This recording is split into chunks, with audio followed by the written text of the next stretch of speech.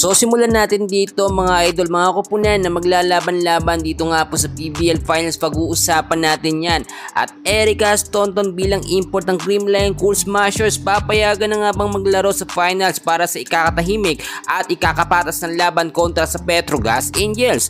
And bago yan, please huwag nyo munang kakalimutan na mag-like and subscribe sa ating channel.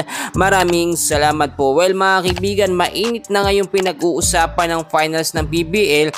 At ang unang maglalaban nga po sa April 8, 2025, Akari Chargers kontra dito sa kupunan ng Choco Mucho Flying Titans. Susundan naman yan sa laban nga po sa finals ng Creamline Cool Smashers at ng Petrogas Angels. Battle for Bronze at Battle for Gold po ang ating pinag-uusapan dito ngayon mga kaibigan. At dahil nga po nakatakda ang Creamline na lumaban dito sa Petrogas, meron hong dalawang import sa mga hindi nakakaalam ang Petrogas Angels. Phil Am yan, Brooke Bansikel at si MJ Phillips. So sinasabi natin dito All Filipino Conference ito. Bakit may Phil Am or may half Filipino at ibang lahi?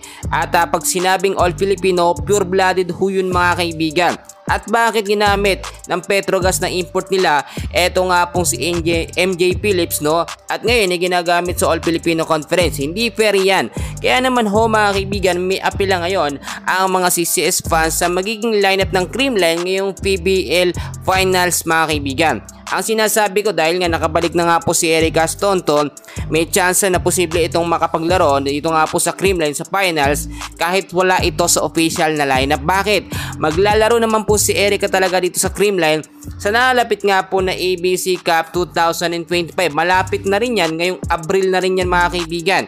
Kaya naman kung titignan ho ninyo, hindi imposible na payagan o hindi imposible na makapaglaro si Erica Staunton dito nga po sa Creamline Cool Smashers sa finals dahil may dalawang import ang kanilang kalaban.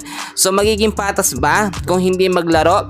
Ito nga pong si Erica Staunton. Alam nyo mga kaibigan, kung pag-uusapan lang talaga ang All Filipino Conference, direct to the point na tayo, hindi mananalo talaga ang Petrogas Angels Tignan nyo mabuti, alisin nyo yung dalawang import na yan. Puro Pilipino maglalaro. Tignan natin kung makaporma ang Petrogas. Malakas ang Petrogas pero mas malakas ang Creamline kapag puro Pilipino ang maglalaro. Ngayon sinasabi ng karamihan talaga, umaasa lang naman ang Petrogas sa kanilang dalawang import, si Brooke Bansikel at si MJ Phillips. So bakit hindi payagan na itong si Erica Staunton? Alam ko maraming kontra at maraming nagsasabi na ano bang alam mo, hindi yan papayagan kasi wala naman yan sa listahan mga kaibigan. Walang imposible sa PBL, basta nagiging patas yung laban or highly demand ng mga fans, mangyayari yan. Alam nyo, pag sinabi talagang All Filipino Conference simula pa lang, hindi na yan natupad.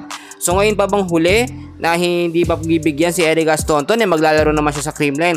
Para sa akin, mangyayari ang imposible nga po sa finals ng PBL. So April 8 yan mga idol, abangan natin. Diyan lang kayo and please huwag niyong kakalimutan na mag-like and subscribe sa ating channel. Maraming salamat po.